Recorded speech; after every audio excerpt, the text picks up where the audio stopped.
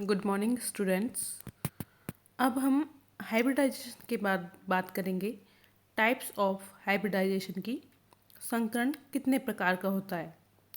Hybridisation में participate करने वाले ऑर्बिटल्स के बेसिस पे जो हाइब्रिडाइजेशन है वो कई प्रकार का होता है, जैसे sp3, sp2, sp and so on. तो सबसे पहले हम बात करेंगे sp3 हाइब्रिडाइजेशन की। जैसा कि इसके सिंबॉलिक रिप्रेजेंटेशन से ही पता चल रहा है कि जो sp3 हाइब्रिडाइजेशन है उसमें एक s ऑर्बिटल और 3 p ऑर्बिटल आपस में मिक्स होकर 4 नए sp3 हाइब्रिडाइज ऑर्बिटल्स का फॉर्मेशन करते हैं, जो कि सिमिलर एनर्जी और सिमिलर शेप के होते हैं, जिनमें 25% s कैरेक्टर्स होते हैं और 75% p कैरेक्टर्स होते हैं। और ये sp3 hybrid orbital tetrahedron shape में अरेंज होते हैं और इस प्रकार से अरेंज होते हैं कि इनके बीच में मिनिमम रिपल्शन पाया जाए। और उस स्थिति में इनके बीच में जो बॉन्ड एंगल होता है वो होता है 109 डिग्री 28 सेकेंड। तो ये जो फिनोमिना है वो कहलाता है sp3 हाइब्रिडाइजेशन। और क्योंकि टेट्राहेड्रल शेप में ये अरेंज होते हैं sp3 हाइब्रिड ऑर्बिटल, तो इसे टेट्राहेड्रॉन हाइब्रिडाइजेशन भी कहते हैं।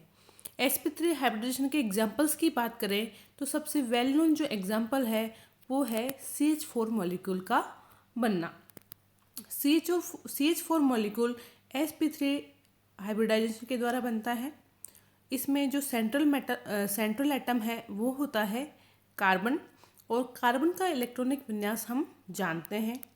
क्योंकि इसका जो एटॉमिक नंबर 6 होता है तो इसका जो इलेक्ट्रॉनिक कॉन्फ़िगरेशन है वो होगा 1s2 2s2 2p2। तो यहाँ पर जो इसका आउटर शेल है वो है सेकंड। तो आउटर मोस्ट शेल में जो इलेक्ट्रॉन्स हैं वो कहलाएंगे इसके वैलेंस इलेक्ट्रॉन्स। तो इसका जो ग्राउंड स्टेट रिप्रेजेंटेशन है वो होगा कुछ इस प्रकार से। 2 इलेक्ट्रॉन 2s ऑर्बिटल में है और 2 इलेक्ट्रॉन 2p ऑर्बिटल में है। हुंड के रूल के अकॉर्डिंग हम यहाँ पर इलेक्ट्रॉन्स की फिलिंग करते हैं। पहले एक एक इलेक्ट्रॉन फिल होगा, फिर उनकी पेयरिंग होगी। लेकिन यहाँ पर 2 ही इलेक्ट्रॉन हैं जो कि बॉन्ड फॉर्मेशन में पार्टिसिपेट कर सकते हैं। तो इसके अकॉर्डिंग तो यहाँ पर जो कार्बन है उसकी वैलेंसी हुई 2। लेकिन ये जो मीथेन मॉलिक्यूल है उसमें कार्बन 4 हाइड्रोजन एटम से बॉन्ड फॉर्मेशन करता है। तो इसके लिए क्या होता है, ये कार्बन एक्साइटेड स्टेट में जाता है और ये 2 इसका एक इलेक्ट्रॉन 2p में ट्रांसफ़र कर देता है। तो इसे कहा जाता है एक्साइटेड स्टेट। ये चारों ऑर्बिटल 1s और 3 p ऑर्बिटल आपस में अपनी एनर्जी को मिक्स करके 4 sp3 हाइब्रिड ऑर्बिटल का फॉर्मेशन करते हैं, जो कि इक्वल एनर्जी और इक्वल शेप के होते हैं। और ये चारों ही हाइब्रिड ऑर्बिटल एक एक इलेक्ट्रॉन हाइड्रोजन एटम से लेकर सिग्मा बॉन्ड का फॉर्मेशन करते हैं। इसे कहा जाता है sp3 हाइब्रिडाइजेशन। अब बात करते हैं इसके शेप की। तो ये चारों sp3 हाइब्रिड ऑर्बिटल्स हैं।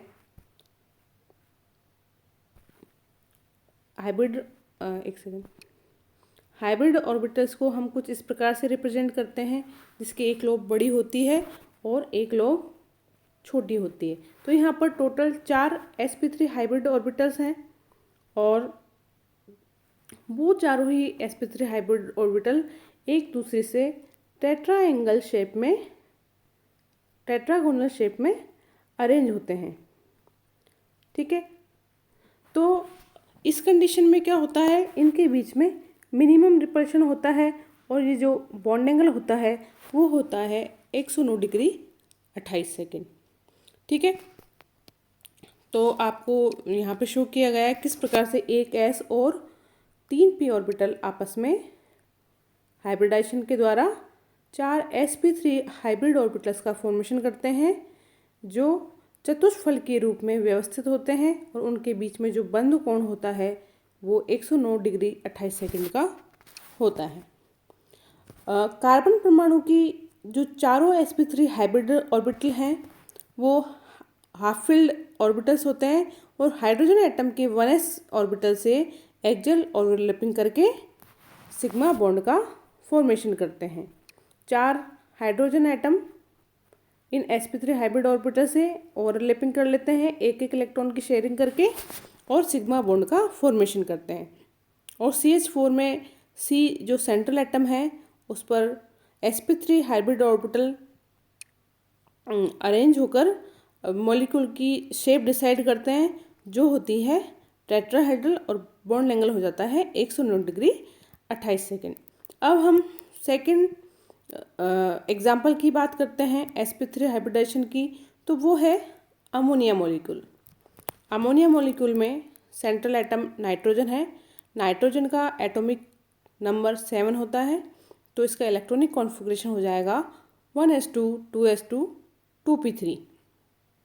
ग्राउंड स्टेट में ऑर्बिटल रिप्रेजेंटेशन की बात करें तो यहाँ पर 2s में 2 इलेक्ट्रॉन हैं और 2p में एक एक करके 3 इलेक्ट्रॉन्स को फिल कर देते हैं। तो इसके अकॉर्डिंग यहाँ पर इसकी जो वैलेंसी है नाइट्रोजन की वो है 3 और एक्साइटेड स्टेट में भी इसकी 3 रहती है। लेकिन यहाँ पर क्योंकि एक लोन पेयर प्रेजेंट है वो भी हाइब्रिडाइजेशन में पार्टिसिपेट करता है। जैसा कि आपको हाइब्रिडाइजेशन की डेफिनेशन जब बताई थी तो उसमें आपको बताया गया था कि लोन पेयर मतलब कि पेयर्ड इलेक्ट्रॉन हाफ फील्ड और फुल फील्ड दोनों ही हाइब्रिडाइजेशन में पार्टिसिपेट कर सकते हैं। तो ऑर्बिटल चाहे पूरा भरा हुआ हो या आधा भरा हुआ हाइब्रिडाइजेशन में वो पार्टिसिपेट कर सकता है। तो यहाँ पर ये पूर्ण भरा हुआ 2s ऑर्बिटल और ये आधे भरे हुए 2p ऑर्बिटल हाइब्रिडाइजेशन में पार्टिसिपेट करते हैं और 4 sp3 हाइब्रिड ऑर्बिटल्स का फॉर्मेशन करते हैं।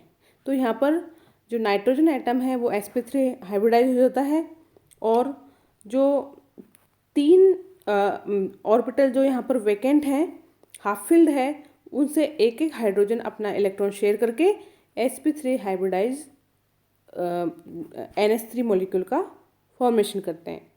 अमोनिया मॉलिक्यूल में नाइट्रोजन परमाणु पर sp3 हाइब्रिजन होता है और नाइट्रोजन एटम के 3 sp3 hybrid orbital hydrogen atom के साथ 3 सिग्मा बॉन्ड बनाते हैं और चौथा sp3 हाइब्रिड ऑर्बिटल एक लोन पेयर ऑफ इलेक्ट्रॉन रखता है और अमोनिया मॉलिक्यूल की स्ट्रक्चर हो जाती है पायरामिडल और जो बॉन्ड एंगल है वो हो जाता है 107 डिग्री। ये जो चारों ऑर्बिटल हैं वो टेट्राहेड्रल फॉर्म में अरेंज होते हैं, लेकिन जो एक ऑर्बिटल है उसमें क्या होता है lone pair of electron present होता है। लोन पेयर ऑफ इलेक्ट्रॉन को हम शेप में काउंट नहीं करते, तो इसकी जो शेप है वो कैसी हो जाती है, उसकी शेप हो जाती है पायरामिडल और एक होता है वहाँ पर लोन पेयर प्रेजेंट। और क्योंकि लोन पेयर और बॉन्ड पेयर में रिपल्शन ज़्यादा होता है तो बॉन्ड एंगल 109 डिग्री 28 सेकंड से घटकर हो जाता है 160 डिग्री। ठीक है, तो अमोनिया मॉलिक्यूल का शेप कैसा होता है पायरामिडल। अब हम बात करते हैं नेक्स्ट एग्जांपल की sp3 हाइब्रिड ऑर्बिटल का हाइब्रिडाइजेशन का नेक्स्ट एग्जांपल वो है H2O मॉलिक्यूल। H2O मॉलिक्यूल में सेंट्रल एटम होता है ऑक्सीजन और ऑक्सीजन का इलेक्ट्रॉनिक कॉन्फ़िगरेशन होता है 8 परमाणु क्रमांक होने से 1s2 2s2 2p4। यहाँ पर आपको ग्राउंड स्टेट और एक्साइटेड स्टेट दोनों का ही कॉन्फ़िगरेशन सेम है और ये 2 फुली फिल्ड ऑर्बिटल एक 2s का और एक 2p का और 2 हाफ फिल्ड 2p के ऑर्बिटल्स हाइब्रिडाइजेशन में पार्टिसिपेट करते हैं और 4 sp3 हाइब्रिड ऑर्बिटल्स का फॉर्मेशन करते हैं। 2 फुली फिल्ड होने से बॉन्डिंग में पार्टिसिपेट नहीं करते और 2 के पास इलेक्ट्रॉन नहीं होते हैं, हाफ फिल्ड होते हैं, तो वो एक एक इलेक्ट्रॉन हाइड्रोजन से लेकर सिग्मा बॉन्ड का फॉर्मेशन करते हैं। H2O मॉलिक्यूल में ऑक्सीजन परमाणु sp3 हाइब्रिडाइज होता है। ऑक्सीजन परमाणु की 2 sp3 hybrid orbital lone pair of electron रखते हैं और 2 हाइड्रोजन एटम के साथ सिग्मा बॉन्ड का फॉर्मेशन करते हैं और H2O मॉलिक्यूल की स्ट्रक्चर हो जाती है वी शेप और बॉन्ड एंगल हो जाता है 104 डिग्री। जैसा कि आपको मैंने पहले भी बताया था, जो चारों sp3 हाइब्रिड ऑर्बिटल हैं वो टेट्राहेड्रल शेप में ही अरेंज होते हैं, लेकिन क्योंकि 2 जो ऑर्बिटल है उनमें lone pair of electron present है, इसमें और इसमें, तो इनको हम शेप के रूप में काउंट नहीं करते क्योंकि शेप बनती है बॉन्ड से। तो बॉन्ड यहाँ पर सिर्फ हाइड्रोजन और एक sp3 हाइब्रिड ऑर्बिटल के बीच में ही बन रहा है, तो ये शेप कैसा हो गया, वी शेप। ठीक है। CH4 का होता है टेट्राहेड्रल, अमोनिया का होता है पायरामिडल और वाटर का हो गया वी शेप। बॉन्ड एंगल की बात करें तो इसका बॉन्ड एंगल अमोनिया से भी घट जाता है। घटने का कारण है वहाँ पर अमोनिया में lone pair bond pair repulsion था, जबकि यहाँ पर लोन पेयर रिपल्शन भी प्रेजेंट है। तो लोन पेयर जो रिपल्शन होता है वो लोन पेयर बॉन्ड पेयर से भी ज़्यादा होता है, क्योंकि लोन पेयर क्या करता है, ज़्यादा जगह घेरता है। तो जो रिपल्शन की जो स्ट्रेंथ होती है वो सबसे ज़्यादा होती है lone pair, then lone pair and then bond pair. तो यहाँ पर अमोनिया की तुलना में जो बॉन्ड एंगल है वो 109 डिग्री से घटकर 104 डिग्री हो जाता है और इसको हम बोलते हैं वी शेप या बैंड शेप। ठीक है। अब हम बात करते हैं sp3 हाइब्रिडाइजेशन के अदर एग्जांपल्स की।